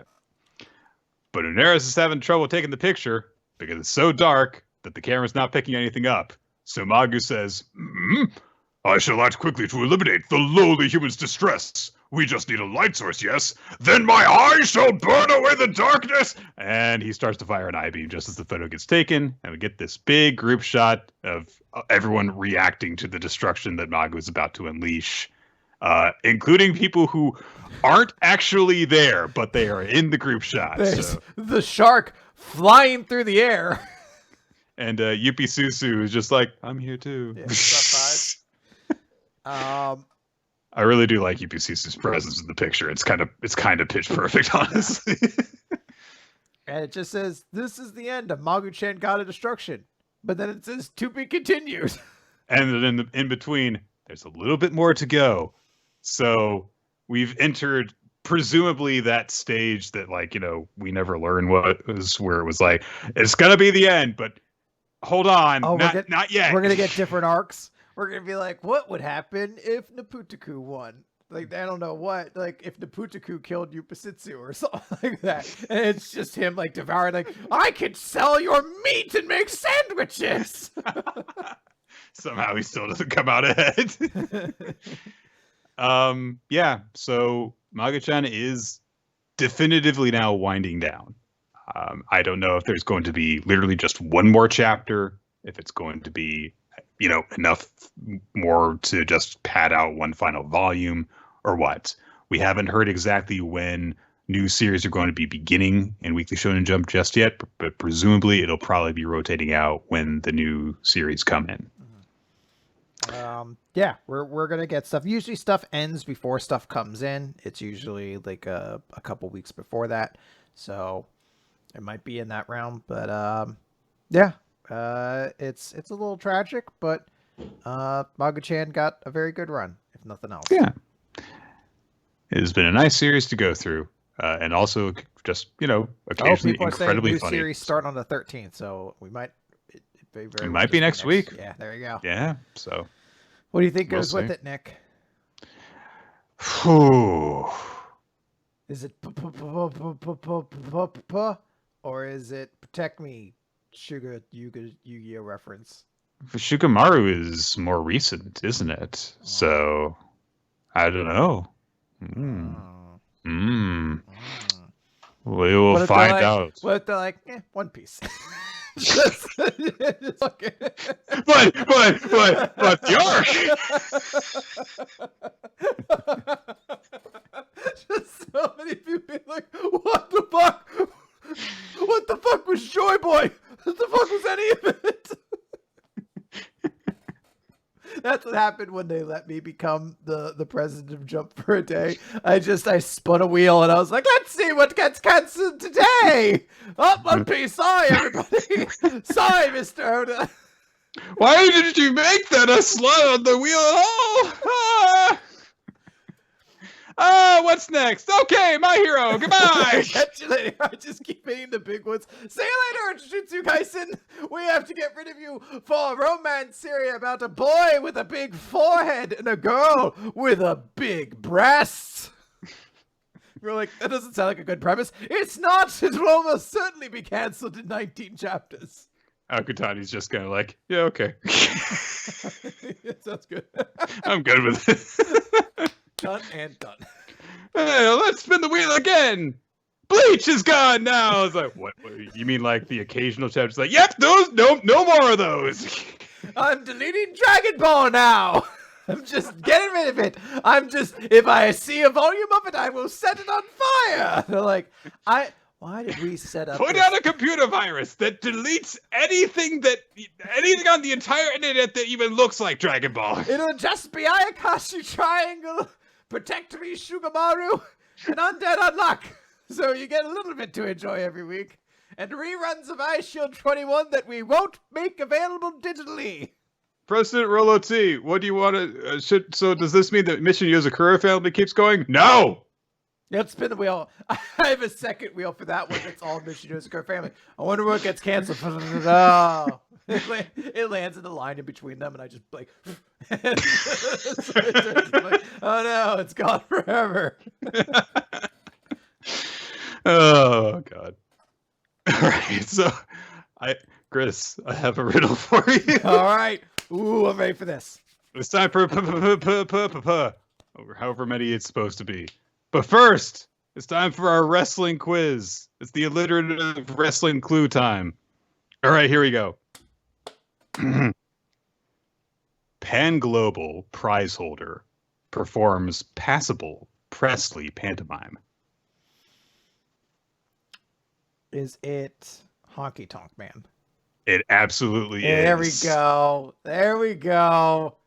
I spent way too much time trying to figure out a P word to indicate that he was an Intercontinental Champion for a really long time. Oh, wow. I didn't even gather that was what Pan Global meant. I really was just like, Presley impersonator. It's Honky Tonk Man and I guess kind of Jeff Jarrett in a way. I mean, he hit people with a guitar. Yeah. So I'm sure Elvis did that once. That's good stuff. All right. They're good. Now, Nick, I don't want to scare you. The series might be running a little bit longer than you thought. Do you have a big well of those to go for if this runs until like June? I don't know. I managed to think of this one, that one, like 5 minutes before we started. So maybe I'll be able to just keep it going. Okay. So it's chapter 18. Mimo. Mimo Mimo sounds like the name of some kind of Japanese toy that says its name, but is very unnerving. Like Mimo. Yeah. I don't like this. I don't like its eyes. Why did they move like that? Not even a Pokemon or anything. No. Just a toy. Yeah. Yeah. Mimo's in your house. Like, I don't like that Mimo talks to me and says that. Mimo is watching you sleep. Okay. Mimo's learned a lot about you. What does that mean? Mimo sees what you do even when the lights are off. Mimo knows what you want. Like, you're going to send me targeted ads way, or like in a cursed genie kind of way? Mimo doesn't feel like saying right now. Mimo likes to be mysterious. God damn it, I hate Mimo. Mimo-sterious. So I don't remember any of these characters' names, but This is Min, right? Yes. Something like that. She's eaten, and she gets informed by her bodyguards. I don't know. About what Lucky is up to lately, and she's like, "Oh, so that doppelganger guy actually was Lucky." Okay. I do like that she's that dense. Like, she's just like, "Oh, it wasn't a doppelganger. It looked exactly like my brother." Huh. Interesting. One of them tells her, "Can you stop eating only instant ramen? It's bad for your health." And she says, "What? But Japan's all about noodles." I like her. She's so dumb. Like, she made a big point last time. She's like, "I want to experience authentic Japan." She's like, "Cup of noodles, please." She then realized, oh, I guess Lucky was like declaring war against me before then, if that was the real him. And then she remembers some of their time growing up together, which consists apparently entirely for her of Lucky going, "You can't do that, Min, it's dangerous." And her being like, "Yeah, he would always try and stop me from doing things. That asshole." But then she's like, "Huh? Where's Maman? I really want to know. I want to go see her. Look into it." They're like, "Okay." So yeah, she, I guess, just thought about their mom. All right. And then she starts thinking about the competition, and then she's like, "Is it true that she'll be there?" And we then cut to Maloli. Is that it? The bow girl. Something close to that. Sure. So she has shown up at the otaku house, and she greets Dada Senpai, and Sensei rather, and calls him Dada Senpai, I should say. And Dada's like, "Stop calling me that." And she's like, "Ha! Sorry I'm late." Okay. And then Dada pours some tea, and then tries to offer her tea. And she says, "No. Why are you giving me hot tea?" Yeah, I don't quite get why. I don't know. It. Like, hot tea is good for your voice. I don't know. Maybe she's allergic. Maybe there is a pre-established. Maybe it's too warm out. I mean, this is supposed to be like in the middle of summer, isn't it? I guess. Or spring, maybe. I don't know. Anyway, she referenced this fact that, "Hey, you used to come here for training camp, right? With your classmates. Do you feel nostalgic?" And Dada is like, "I don't want to remember that training camp from hell. Our coach made us push a truck across the entire United States." Do you ever think you're like, man, which side of that would I want to have been on? To continuously have to run routes or to push the truck? it depends on if like you think that your I guess your cardio is better than your muscle. Yeah, I guess. I think I'd probably go pushing a truck. At least there's like 5 of us doing it or something like that. Whereas like running basically nonstop specific routes would get fucking exhausting. I imagine that there would probably be a certain point in either one where you would just go like, oh, I wish I were doing the other. Yeah. But I like it with pushing the truck, it would be a matter of like, oh, I've like strained something in my legs or my back and I just want to not move now. Whereas with the running, it would be like, I'm constantly out of breath. I hate my life. So yeah,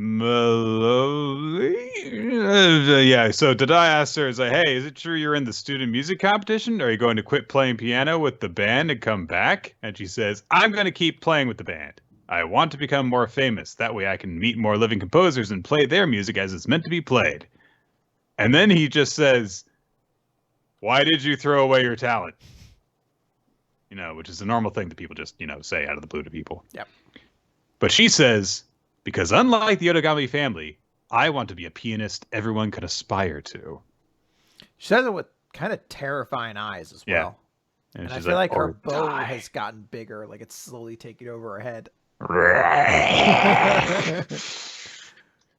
Mimo says she doesn't have to answer that question.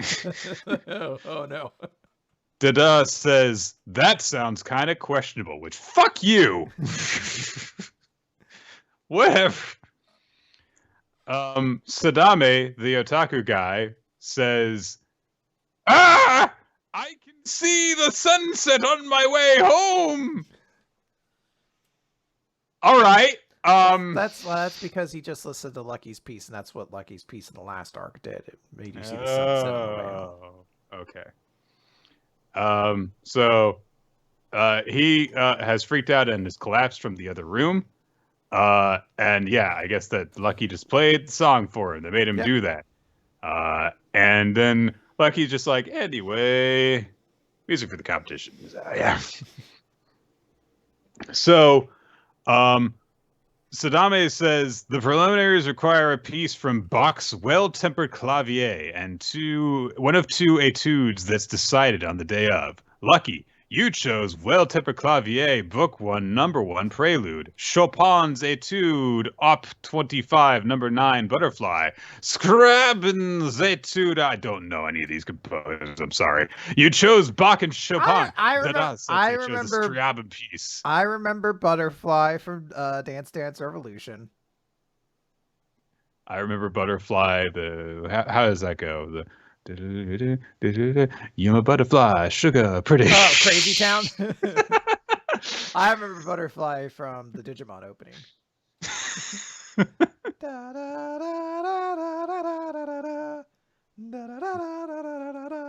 I'm out of Butterfly songs. I mean, the Crazy Town reference is pretty good. You're my butterfly, sugar, bear. I'm your samurai. Come, my lady. Fuck. Searching for a man all across Japan. So Sadame says a bunch of stuff about pieces of music that I don't know anything about.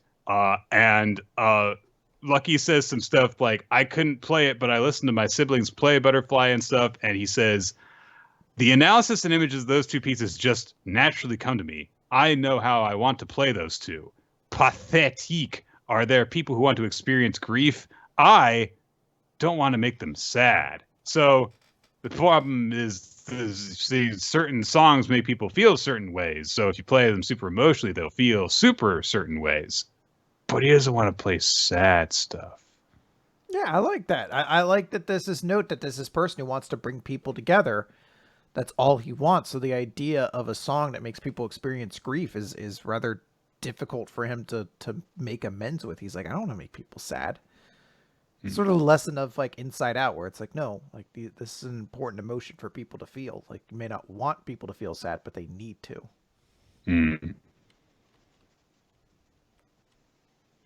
I think it just makes him seem boring. Okay. So. All right. Like not boring as a character, but like boring as a person. I don't want people to feel sad. All right. Chill out, nerd. But he gets, I guess, to win, I have to. And Sadami's like, nah. Or Dada says, nah. It's a theme you must play in order to become a pianist. And Sadame can help with the music analysis. Think about how you want to play it. But, Lucky, I'm sure you'll figure out a way to wing it at the last minute. Or Sadame actually says that bit. Whatever. There's a whole note about one of the composers being someone who loved improvisation, so it really suits to Lucky, who I guess is good at improvisation. And Lucky thinks to himself, I want to play music that helps wishes come to fruition, but with all those people, I can't ask what everyone's wishes are, like I did with Reijiro. I have to be able to portray everything, including sadness. But I want to play music that makes wishes come true. And this makes him think of Min, who had said, hey, well, why can't I just play however I want? And he realized, like, oh, so she's also having trouble dealing with how she wants to play versus how she's expected to play. And that's why she got so mad. Isn't that nice? He got to understand his sibling better because he went through something similar. And so he's experienced empathy. That's actually kind of nice. Where's Furusu? So... She's over by herself. Min comes in through the window and is like, hey, who are you? And that's it. I like to, by the way, her t-shirt just says Min on it. Yeah. And it's the idea of someone walking around with a t-shirt that just says your name on it is a delightful way to be very unaware of yourself in the world. Also, the very first thing she says to her is, hello, I'm Min. Yeah, you've got it on your shirt. Yes, it is. It is very good. I like this chapter. I think good stuff is happening. We're progressing our arc, and I like Min. She's just this weird, dumb chaos angel, basically everywhere she goes. It at least gave us something to talk about. I'll give it that much. Yep. So. And there's not going to be much to talk about in Dr. Stone next. No. Let's just kind of breeze through this because nothing important happens. Time to get stoned. Z equals 227. It was you. With it was me. It was you. Very cool color front page here with a lot of very light play stuff on it. I don't know how to describe it, but it's cool. Anyway, Senku and Kohaku and Stanley are walking on the moon now. Ooh. And we just kind of get this, note of like, oh man, we've come so far to actually now have reached the surface of the moon. Everyone on Earth is celebrating this great achievement. And now they're, of course, very close to finding the unknown Y-Man. And we kind of get a brief overview of and they've got, the net shooting doohickey for blowing stuff up, the grenade net launcher, and of course they've also got a Medusa capsule, which they promptly seal away in this weird kind of, it almost looks like a medical capsule with like a glass top on it. And they bring up that this is necessary because they can't just speak into the device now that they're on the moon because sound won't travel. So they have a radio hooked up into this capsule so that they can directly communicate into it in this vacuum sealed tube so that sound will transmit to it and they can activate it. Cool. Yep. And Kaku's like, yeah, so, now, worst comes to worst, I could throw this capsule at the enemy and say 10 meters once and Senku's like, no! Shut up! And Kaku's like, whoops, almost doomed us all. So, yeah. And yeah, they get moving. They've got their own lunar rover as well. So they're driving along. Vroom, yeah, going along the moon. Woo! Kohaku spots the lunar lander from one of the Apollo missions. And she's like, oh my God, someone's planting a flag. He's like, yeah, the astronauts came here. Honestly, they probably should have prepped her for some of this. Yeah, so it was probably a long space ride up here. He probably could have been like, so here's a heads up about what's actually been to the moon and what should still be there. A British man and his dog went there because the moon was made of cheese at the time. And cheese, grommet. Love those things. And so, they're going along and they're, figuring out they're just kind of openly talking what's going on? Where is this location that we're going? Senku brings up, yeah, it's the moon's pretty big, so there's got to be a reason for the fact that their location is actually close to one of these landing sites. So it's not a mere coincidence that it was chosen. And then we just get a 2-page spread of the fucking surface of the moon. It's a very nice shot, though, to give you that necessary scale of, like, here's what they're doing and how fucking massive and vast it is. Like, it really did set the tone. Because there's nothing on the moon. Like, it's just dirt. Yeah, it's a beautiful lunar shot. Dirt. Absolutely it's beautiful really shot. Cool, but it's also like, there is nothing here. So, as they're going along, Kahaku's presumably just looking around the scenery, and she hears Senku say, "Please unseal the Medusa capsule." And Kahaku's like, "You sure about that, Senku?" Says, "When do you say please?" "All right, yeah, you want me to do it? Okay." And she starts to untwist the seal, but then Stanley spins around and grabs her wrist to stop her. And Senku is looking back at her too, and he says, "What's wrong with you?" And Stanley says, "Senku didn't say a word." And so they all realize collectively, oh, right, this Y-Man guy has been listening in on these radio transmissions and stuff for a really long time, and activated one of them from inside, one of the petrification devices from inside a vacuum sealed tube as well. And Ukyo also realizes, like, because it has to be Ukyo because it's a radio thing, the exact frequency. It mimicked his voice and frequency, a fake transmission in that moment in order to deceive Kohaku. And although she was stopped, it's too late. The seal has been unsealed enough, I guess, to ascertain its location or something. And we get this visual of this like demonic Senku saying, "Thank you for unlocking it for me." And the vacuum sealed, no longer petrification device clicks. And so immediately Senku is shouting out, "Toss it, Kohaku!" But she's already taking action. She has vaulted away from the lunar rover and tosses it way up in the air. And fortunately, between her absurd physical abilities and the fact that there's very low gravity on the moon, she's able to throw it a really, really substantial distance away as it activates in midair, sending out this bright wave in the middle of nowhere. And also, as this happens, everyone is able to see this thing. It's a good way we to don't get to describe it. See.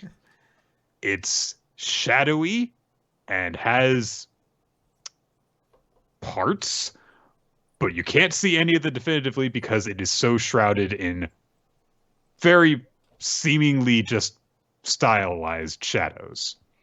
And as Senku looks at it, he says, "I get it. Finally, it's all coming together. The whole mystery. The perpetrator behind that flash of light that turned humanity to stone thousands of years ago. All along, this whole time, closer than we knew. Y-Man was you." All right, Nick, who do you think it is? I have no fucking idea. I know the running theory is, I guess, if you read the spin-off series that was done. Well, let me put it this way. Okay. That's my one thought of who it could be, but I am willing that not to be the case. I want the answer to just be a mirror, and they're like, "Oh, we're the real monsters," or something like that, and then they just go home. They're like, "Well, we learned our lesson." It turns out it's man. Yeah. Yeah, there's a couple of different theories that have been floating around about who it could be. But I mean, presumably it's something that, I don't know, was around before, but I don't it's know. fucking Taiju. He's like, "You never treated me with respect, so I had to earn it." Yeah, I mean, like, with this kind of a setup in terms of like, it was someone closer than we knew all along this whole time. It's like, all right, if this isn't someone that you've actually introduced before, though, then it's gonna be like, oh wait, why did you say that? It's like, didn't you never suspect Tsukasa's sick sister? Like, no. No, she's been right here. She's right here. What the hell? Closer than you knew. I don't know. I legit, it's some of those things. I'm also to the point, though, where when I read these sort of series, I don't try to really figure out the answer. If it just comes to me naturally without putting much thought into it, fine.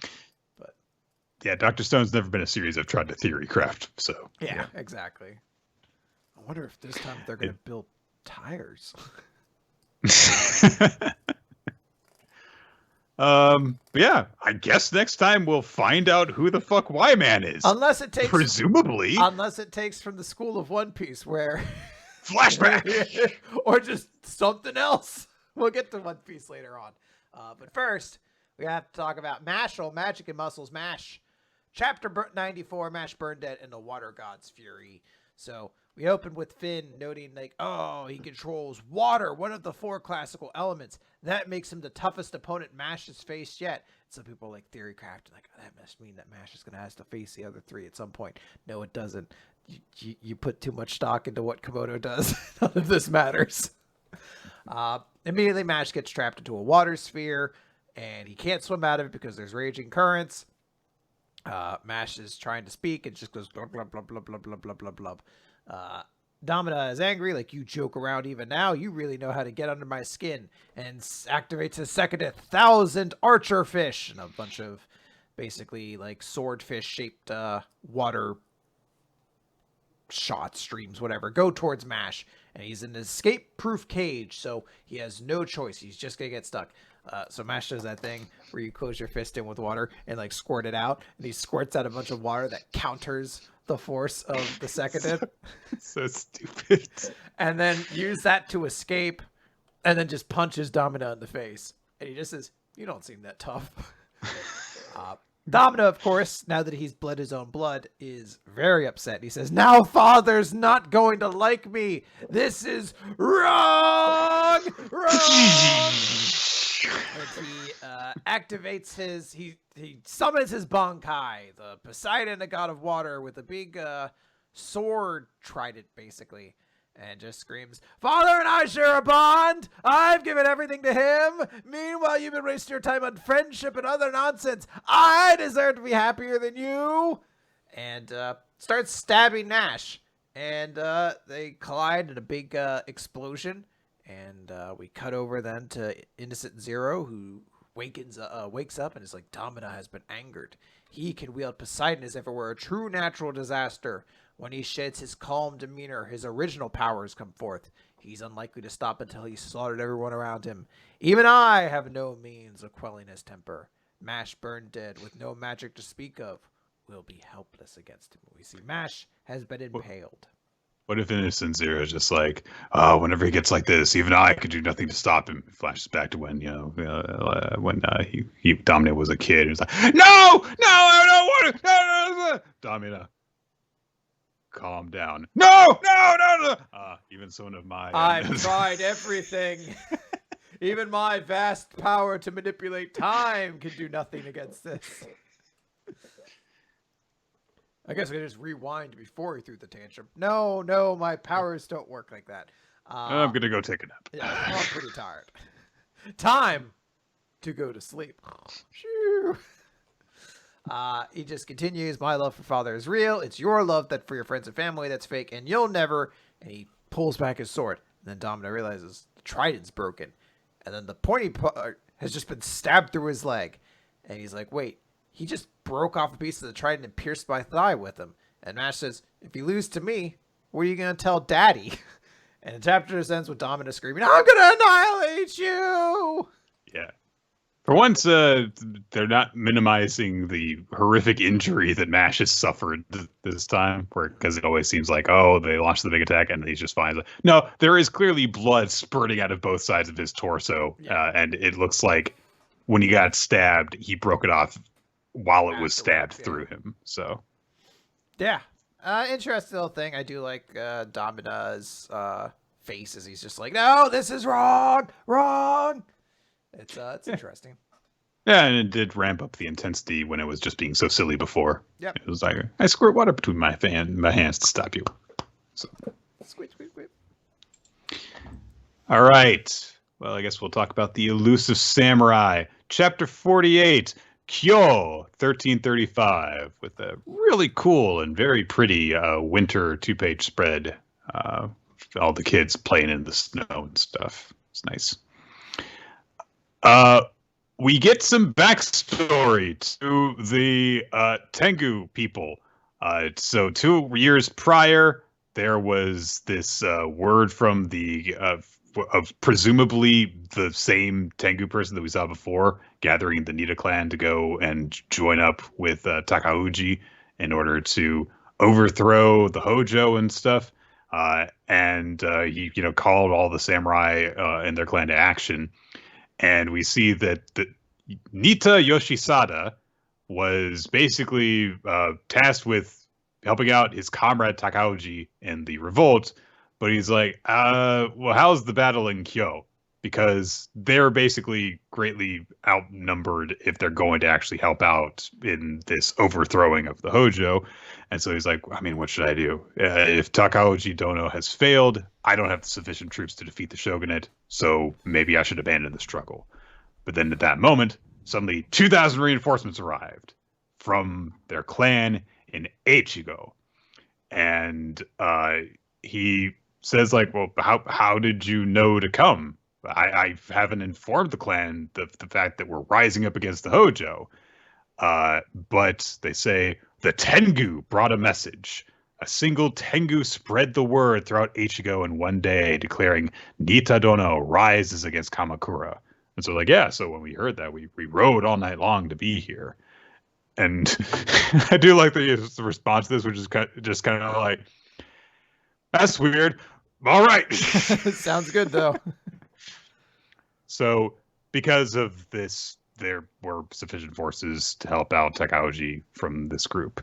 And we get a whole lot of stuff bigging up the Tengu, saying that there's an account of this messenger recorded in a chronicle from the time known as the Taiheki. And it is easy to dismiss the account as false, but Japan's first simultaneous coup d'etat in both East and West is impossible to explain without citing that Tengu, and it has long been a subject of wonder. Hey, it's like real life ninja stuff, where they just, like carried information really quickly. So, yeah.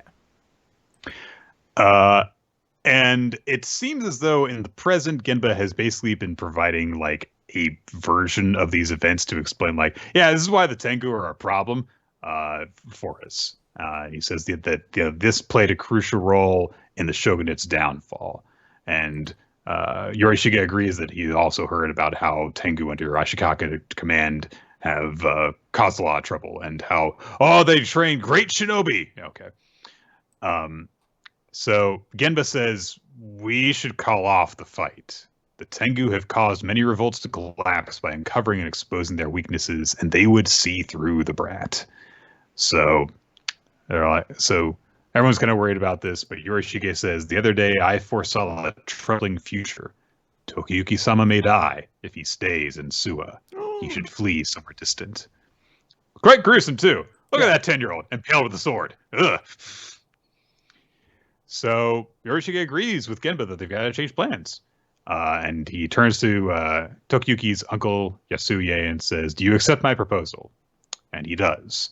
So Yorishige explains that Yasuye is leaving for Kyo, and you must leave Shinano. Go to Kyo with Yasuye-sama. And Yasuye says that the big plan is planned for next month, so I'm going to prepare for war with collaborators in Kyo. If you come with me, we will elude the Tengu. The enemy will never suspect that 2 Hojo survivors are in Kyo, and it will be easy to blend in with the crowd. And Yorishige also chimes in to say, like, look, if you're going to rule someday, you've got to go and see Kyo. The capital is at the forefront of culture, and while they are the enemy currently, the Emperor, Takauji, Nida, and Kusunoki are geniuses. And Tokiyuki's like, Kusunoki, huh? Because, of course, we saw that during his battle with, the bandit guy. I've learned his name like 3 different times. I keep forgetting it. The bandit guy with the ants on his, I just call him Ant Face. Yeah. He said you should have learned the art of war from Kusunoki. So this is an important part of Tokiyuki's development as a leader, it seems that we're going to be seeing. And Yoroshige's like, look, you've got to learn stuff. So this is an important opportunity as well as a chance to keep you safe. But Tokiyuki gets excited by the idea briefly. He's like, okay, I'll go there. But he asks if everyone in Suwa is going to be all right. But Yorishige has made plans for this ahead of time, that there is this hole. They've got a code set up. There's actually some cool details about how they exchange information, like they provide supplies to some parts of their allies by making them look like bandits. And then when they quote unquote raid food stores, they have information passed along at the same time. So nifty. But Kojiro brings up, how are we going to get Tokiyuki out of Shinano? The Tengu are probably watching the shrine even right now. And Yorishige says, yeah, we're going to do it right now, basically. We're doing it tonight. We can use the confusion caused by a mysterious intruder to aid your escape and destroy any evidence. However, this plan does not leave us time for a proper farewell. Aww. Basically, they set a building on fire, and in the confusion, they have Tokiyuki flee under cover of night. The lead Tengu, the one who confronted Gemba before, is like, I mean, it could be an accidental fire, or they're burning evidence of the rebellion. So keep people watching around the fire. I do appreciate that this character is meant to be very smart. At least sees that there's probably some ulterior motive to it, but does not pick up on what exactly the ulterior motive is. Because it would have been dumb if he was just like, that's strange. You'd be like, I don't know, dude. I feel like you should be pretty sus about this random mysterious fire in the middle of the night. Yeah. It's a tricky balance to strike when you're having a battle of wits, to have one person be tricked but still come across as clever. But that's a pretty straightforward example of doing it. So Tokiyuki is riding off with Yasuye, and Toki mentions, we'll join my retainers later. And as they're riding out, Tokiyuki, kind of has to say goodbye to Ayako and Kojiro and Shizuku. And Yorishige is narrating as he flees with his uncle. Kyo possesses its own dangers, and I hate to send you away based on uncertain visions of the future, but you will grow on this trip to Kyo. I look forward to seeing you mature by overcoming challenges. I am like your parent. Letting you go is one form of love. Now go! And don't look back, Tokiyuki Dono! He rode out with him. It's just right now. Tokiyuki's like, are you coming too? And like all the kids are just like, go away! You can't come too. And he's like, I'm worried about Tokiyuki. It's like, if the Tengu see you, you will be discovered. You've got to go back to the shrine. Stop it. I do. Go away. It is actually a pretty funny moment of him like, like riding back, being like, I wanted to come too. It is also sweet, though. It's like, oh, he's worried about his son, kind of. Yeah. So, but yeah, it looks like Tokiyuki is going out, and I'm not sure how far the elusive warriors are going to be accompanying him on this trip, if they're going to go all the way to Kyo with him, or because I don't know if that's ever actually straight up said. Tokiyuki says, we'll join my retainers later, so maybe they're going together. No, I just think it meant that they didn't ride out together initially. Because I guess it probably would have looked suspicious if... Yeah, 6 people on horseback. Yeah. So it said they joined them along the way, and that's where we see them there, I believe. I believe everyone's going, essentially, to Kyo. Yeah. And yeah, we get this thing, which like we see like in the background, like, oh, this is where Tokiyuki is headed. And there's going to be a lot of different experiences that Tokiyuki will have there in this different setting. So, cool. All right, Nick, let's talk about Black Clover, page 321, excuses. Why is this happening to me? That's a good question. Yeah. We open with Seke, who is screaming mentally, this is literally hell. A legendary demon, a huge horde of monsters, this gigantic mass of more monsters, and finally, the king of all the monsters who just took out all the captains by himself. This is it. I'm dead. There's no way we'll beat this thing. And yet, they're fighting it. How? And we see Yuno standing up against Lucifero. Lucifero's just like, give that brat to me. And, Yuno uses his stars to teleport everybody, then goes into a saint stage and slashes. He's like, I made contact, but I can't cut him. This isn't even like it was with the Xenon. It's a sheer, simple, overwhelming difference in magical power. And looks like he might get struck, but then Leona somehow is also still up and ready to go. And Lucifer just says, this woman's magic just keeps growing. Leona says, glad to see you on the battlefield, kid number 2.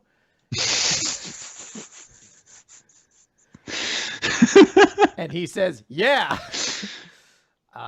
Seke then has been teleported. He's like, I can move? Is it because of Yuno's magic? Because there's a barrier around him, Mimosa, and Asta's body. And he says, but we joined up at the same time. What is he? The Four-Cloak Grimoire and another one? I heard he was a Spade Kingdom prince or something. So he was just born different, that's all, yeah. And he immediately gets into his own thing, and he's like, well, I should just bail with this royal cutie. Let's leave this to them and go. I have been acknowledged by the majesty, the king. I'll protect you. So, and Moses just doesn't give a shit. She's just healing. And he's like, well, is she stupid? That monster's going to notice us. And he says, treating that guy could wait. So let's hurry in. And Moses just interrupts him. She says, could you be quiet for a moment? And she thinks, I'd really rather run away with Asta this minute. But that isn't what Asta wants. What he wants is, and we immediately then get a perspective from Seke, who's just like, what is it with this guy? What's with him? What's the deal with Asta? What's the deal with Asta? What's the deal with Asta? He shows up, he's got no magic, but he keeps on beating me up. Come on. I've been recognized by the king. He's been recognized by nobody. What's the deal with this? You know, he's in a kingdom full of magic, but he's got no magic. But he's still the strongest guy around. Come on. What is anti-magic? That sounds like a type of magic. Seke starts thinking about how back in his hometown, he was the top dog. He was acing life, in his words. He had it all. And he thinks back to his friends who were just like, you're awesome. Like, they just say that to him. They're like, you rock, dude. We're going to stay here, though. We're not going to be magic knights. We got to, live our simple city life, basically. And Seke was like, yo, morons, don't compare your sorry lives to mine. He doesn't say that out loud, but he thought it, but yeah. And he just thinks it was him. It was this guy's fault. If only I'd never met him. And he just thinks back to all the times he's met Asta, and he's like, oh, man, I see. I thought you were a jerk. Asta sees him again later on. It's just like, oh, I see. I thought you were a jerk, but you got tough and made it this far, too. Let's both give it our best this day. And Mimosa is panicking. She's like, I don't have enough magic. The recovery isn't working the way it should. And her spell fails. She's like, no, it came undone. He's nowhere near recovered enough. And Asta just says, thanks, Mimosa. And he stands up, bloody, battered, slowly walking towards the fight. Mimosa's just like, Asta, you really aren't in any shape to fight. And he just says, just wait a minute.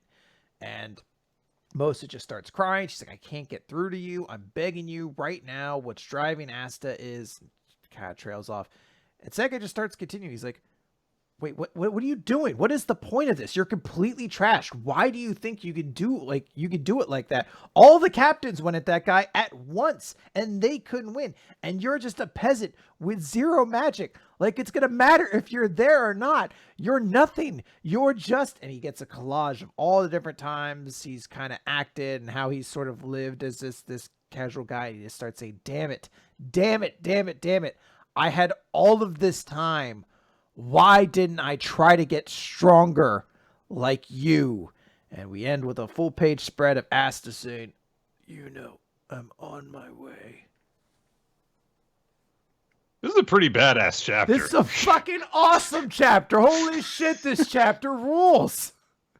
I think it would be even better if we had, occasionally seen Seke, except for once every 100 chapters. But we did see him relatively frequently, and I do like that every time we saw him was him being worthless. Now, I do understand there are some people who are like, so if Seke doesn't do anything here, it'll be a little frustrating. Even if he didn't, I honestly think that showing how little, how angry Seke is at himself does really go to show you how much Asta has worked. I've kind of found Asta's character to be sometimes obnoxious, but when presented in this light, you really do think, hey, this kid does work his ass off.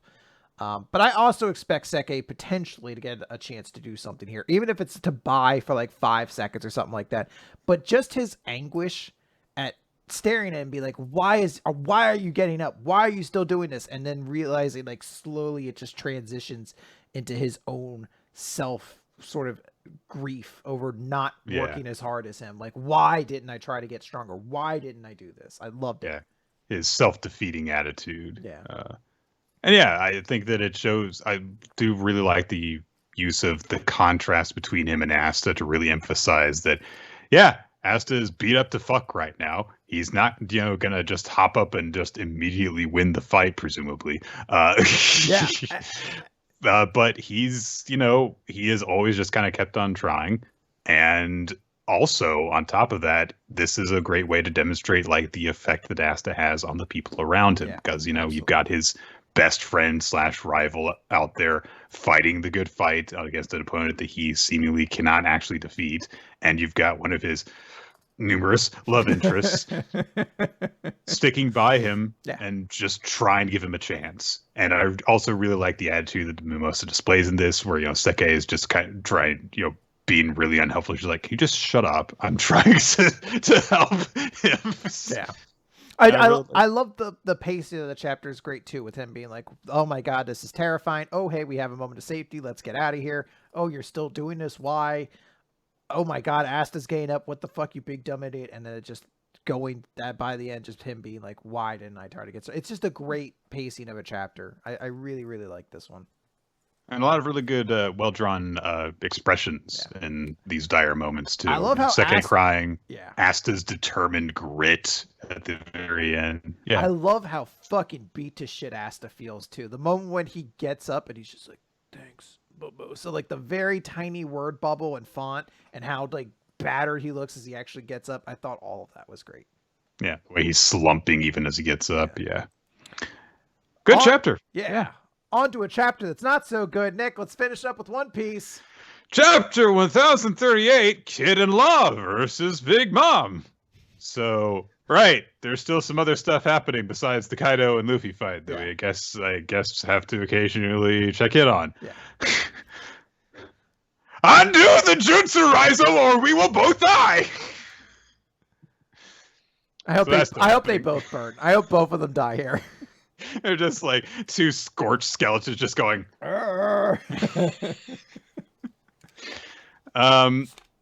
People are now trapped because the castle is collapsing in various different places. The ceiling starts to fall on people, and Jinbei holds it up because he's a badass like that. Yeah, good job, Dad. He's all our dad. He's everyone's dad. He also says really bad. It's like this. It's one thing to die in battle, but these flames are going to kill scores of men all on their own. Oh no! Then we cut to the performance floor. People are running away from Big Mom because she's scary. Grandpa Chopper returns to his normal size. Okay. Good to know that's happened. He then brings up the point that, hey, so Zoro's got to be in really bad trouble because that medicine, remember, it deals twice the damage after, it comes back. And he was so injured before that he couldn't move. What if he dies? And we cut to Zoro, who, can't move because he's so badly injured. And he's just looking up and goes, "Who the hell are you? What's going on? My body won't move." And there's a fucking Grim Reaper with a scythe standing over him. All right. Nick, I'm done. I'm done. Like, it means nothing to me at this point. It was really cool for a long time, but this was the exact moment where I was like, all of this means nothing anymore. The idea of like, oh, but Zoro got stronger and the damage will be doubled after. I was like, I'm tired of this. You've done this trick too many times, Oda. I don't give a shit. The Grim Reaper showed up, sure, whatever. But I was like, this was the moment I was like, I don't care about this gimmick anymore. You did the cool moment with I'll take all of Luffy's pain back in Thriller Bark. And it's been diminishing returns every time since then.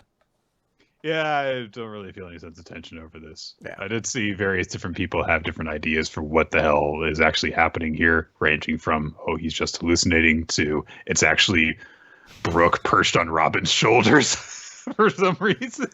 That would be fucking funny if he was just like, "Hey, Zoro, check out this cool side they found!" Come on, do you want a brownie? Get him a little hot.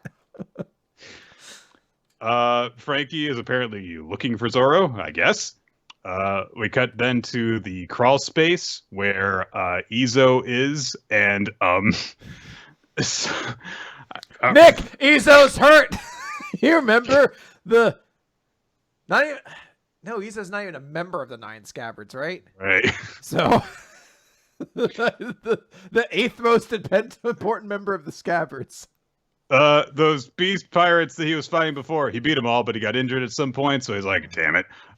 So he's looking for Kiku and Kinemon. He spins around when he senses something, and oh my gosh, it's the CP0! Oh, look, it's yeah. And so, oh gosh, I'm blanking on his name.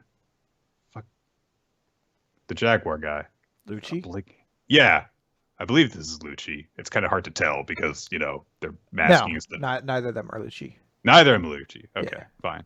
One of them says, "That's right, we're ages 0. I knew you were here, but we never saw each other today, Izo. Given my job, I shouldn't be allowing the remnants of Whitebeard's crew to run free after their historic crimes. But we're only here to deal with the Straw Hat Pirates. Until we meet again, another day." Which would have been a really cool, just short sequence if it just ended there. It's like, oh man, the place is burning down around them. It's like, we didn't see you. We've got other business. And they just walk on by. That would have been pretty awesome. But no, Izo says, no, CP0, don't go yet. So I guess we're going to come back to that. We'll get back to this plot point just as soon as we come back to the Zoe plot point from later. Just can't stop leaving these threads dangling. It's like, it would have been perfectly cool and nice and mysterious, and they're just like, we'll deal with you later. Leave. But no. Gotta have you come back to find out what 2 words they exchanged after this later. I hope he was just like, do you have a Band-Aid? I've got a boo. It hurts so bad. Will you kiss it to make it better? All right, we're going. This is weird. Yamato's made it to the Armory Castle basement. Hooray! And yes, he is in time. He has outpaced the ghost fire thing, but oh shit, there's just powder bombs that are huge down there for some reason. Comically large powder bombs, yep. So he uses a previously unseen devil fruit power and shoots out frost breath to freeze the bombs. And he just says, I hope that's enough. Because if this much gunpowder explodes at once, we're done for. And we just see a hiss as the fire reaches the frozen over bombs. And then he hits the ghost fire with his club. Yeah. Done and done. And the ghost fire goes, Lord Orochi, and grows hands, I guess. They don't look like hands to me, but I guess it grows hands. Which start to burn away at Yamato. Cut away from there. Performance floor. Big Mom's going crazy. So 10 chapters in, we get to the titular fucking fight of the chapter. Law and Kid are collapsed on the ground. And their crews are trying to cheer them on. The Law's group try to rush in and provide treatment for Law. But Big Mom just like, get the fuck out of the way! Lightning. Like, with the Geneva Convention. We don't have that. Pirates. Then she has a brief moment of time to go. It's like, I haven't heard Kaido roar in victory yet. You better not still be up there playing patty cake with that straw hat boy. Come on. So she starts to go up to the roof. And says, I've got to put an end to this. And then Law is just like, all right, Kroom anesthesia, applies some of his power to his sword, and sword get longer. And it stabs through Big Mom's arm and up through her chin and through her face. And immediately a bunch of people goes, oh God, Big Mom's dead. You idiots. You don't get killed from being stabbed through the head. Dumbasses. But Law says, I know the last one had an effect, but the penetration doesn't hurt. The real pain is from Shockville, and sends some shock current directly through his sword, through Big Mom's face, and she collapses. A bunch of the eye beams that, she put her soul into are like, get vengeance! But then they get pulled in by Kid's, magnetism powers. And so Kid starts to form them all together, and Big Mom's like, what the fuck? You're still alive? Yeah. So she starts to get dismissive about this again. She's like, oh, I guess you guys really do want to kill me, huh? And Kid says, for some reason, I feel like I'm driven by a different goal now. I'm guessing Kaido's nearly done up there, too. Even water droplets can carve stone, give enough time. There ain't a single thing in this world that's totally impervious to damage. Punk Cornadillo! He makes a bulldozer bull robot thing, and it smashes into Big Mom. And you can't really tell what it is because it's hidden behind sound effects and effects and stuff. It's a giant metal bull, I guess. And it charges Big Mom, and Kid and Law say, I'd rather die than let you go to the roof. And that's the end of the chapter. Yes, it is. Nick, my kingdom for an editor who can make Oda do anything in this series. This is the most unrestrained and wild Oda has been, where I'm just like, there's so many goddamn fucking plot lines going on right now. It's killing me. And so many of them that just like nobody cares about. What's Izo going to say to the CP0, Nick?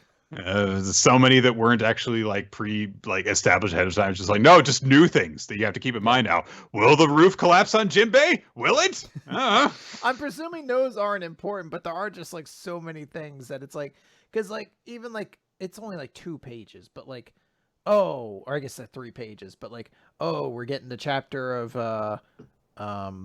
Yamato now is in the basement, and the fire spirit's there, and the conflict there, and I'm just like, I don't know, man. It's hard to really buy into the tension of that scene when I get 2 pages out of it every month and a half or whatever. Like, I can't buy into it. All these scenes feel like they're less important because we keep cutting away from them. In the past, that has been one of my favorite things about One Piece, is how chaotic and all over the place everything can be. But this arc is so fucking bloated at this point. I can't appreciate it anymore. I just want things to end. Yeah, and there are certain things that was like, hey, remember how Yamato was going to hopefully stop the fire? So it was like, oh, hey, look, a little bit of it.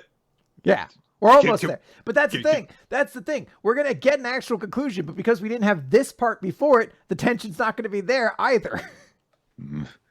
All right. Well, that's it for One Piece. It's kind of a bummer whenever it feels this way, especially because, this is how we end the show. But here we are, I guess. So. Yeah, I mean, I still love One Piece, but I did not love this chapter. This was definitely one that I was like, all right, but let's talk about MVP. What did you love, though? What was your favorite chapter? What was your MVP? Apparently a controversial one. I loved Black Clover, and I'm going to give it my chapter of the week, and I'm going to give Seke my character of the week. I have seen a lot of people who are disagreeing with that sentiment, which is fair, but I loved absolutely everything about this chapter. I thought it was phenomenal. I'm giving mine to Dr. Stone because it gave me that moment of like, oh shit. There's the, Y-Man is speaking in Senku's voice and nearly caused the mission to go completely awry. And I mean, I am just kind of like, why is there just a giant shadowy mass there? What is this science series that I'm doing right now? There is apparently a horrible monster made of junk, I guess. It's kind of hard to see anything under all the ink. But I will repeat your sentiment on Seke about that. His sudden and very dramatic appearance in this chapter was very well done. Well, the audience mostly agrees on Seke. I guess a lot of people are still torn as to whether or not this Black Clover chapter was good, though. Their chapter was Magu-chan, which I can agree with. And I also agree. I was considering Dr. Stone actually as my chapter of the week until I reread Black Clover this week in the recap. And I was like, this is a really good chapter. But I totally agree with you. That moment where it's like, unlock the capsule, Taku dear, or whatever. And it's like, all right, fine. Just like, wait, what the fuck are you doing? Like, that's a crazy cool moment. When Stanley snaps around, I was like, Senku didn't say anything. Oh, shit! Yeah. So, yeah, a lot of really cool stuff happened this week. Was One Piece the worst chapter this week? Doron Dororon. Yeah, right. Yeah. Okay. We're good. We're good. All right. 0-2. Don't worry about it. All right. Well, that is going to do it for Weekly Manga Recap this time, everybody. Thank you for joining us here on twitch.tv/RLOT, where we record the show live, going live roughly 7:30 Eastern time in the evenings on Wednesdays. But to stay updated on when exactly the show goes live, you can follow us on social media. On Twitter, we are RLOT, Nick F. Time, and the podcast is WMR Podcast. You can also join the Discord server, where there will be a message sent out saying exactly when the stream is going live, and you can, just hang out with people. There's some wonderful chats where people talk about the current recommendation, the series that we covered in the recap when new chapters come out, and also just bi-weekly game nights. It's very fun. We'd also like to extend special thanks to Ninja X3i, who maintains the Google Doc that keeps track of the favorite chapter and MVP stuff that Chris was referencing before.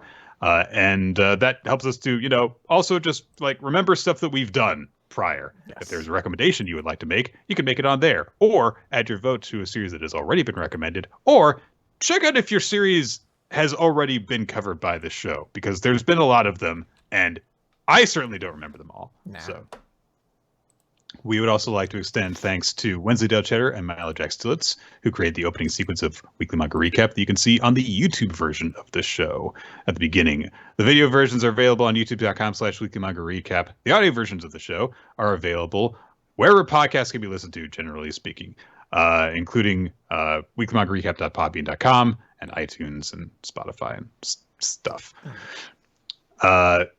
We also have a Patreon, patreon.com/Weekly Manga Recap, where we create bonus content for you guys to enjoy. We just did, I don't know if it qualifies as an episode. It was just we did a discussion between the two of us. There wasn't a general premise to it or anything like that, but it's been received actually fairly well. A lot of people really seem to like it as just the two of us talking, and it got introspective and talked a bit about the past and regarded some of our relationships to manga, and it's a very interesting conversation, I think, and it's available for everybody who's a $5 patron. Yeah, so there you go. And we would also finally like to extend special thanks to Steve Mann, our occasional title card artist, who might get this video demonetized on YouTube. I'm trying. I need to get Molder Man to be like, hey, can you put a giant Naputaku over the breasts? Because I need something, please. It's a little too risque, I think, for YouTube. Even though I think it's I mean, I'm not too surprised with what happened, but I'm gonna put it up regardless. If I can't get an edit, I'm just gonna put it up there. Fuck YouTube. Fuck the system. It might get demonetized, or it just might make us $1,000. You never know. I'm gonna assume it's gonna be the former over the latter, but I'd be pretty happy with the latter. Would be honest. It'd be pretty sweet. But hey, so made reference to the recommendations and stuff, and Chris, you've picked out our next recommendation. What's that going to be? Absolutely. So our next recommendation, as we're moving along, is going to be a series recommended by G Stala 89. It is a series called "Love Me for Who I Am." It is a series about a non-binary individual who works at a queer cafe, and is I like a romance slice of life series I thought might be enjoyable. I was also intrigued because Corito Prime gave it an endorsement, and in my mind, if it's great, I'll be like, well, G Stala told us about this. But if it's horrendous, I'm going to be like, another Corito Prime piece of excellence. It's always good to cover all your bases, isn't it? Just to be safe. All right, so that'll be next time, everybody. And well, not next time, not but next soon. Soon. Yeah. Soon trademark. All right, that's it. I guess we're out. Yep. All right, goodbye. I'm done. I didn't think I could top that with anything I was going to come out of my mouth next. So, yeah. Catch you nerds later. Peace.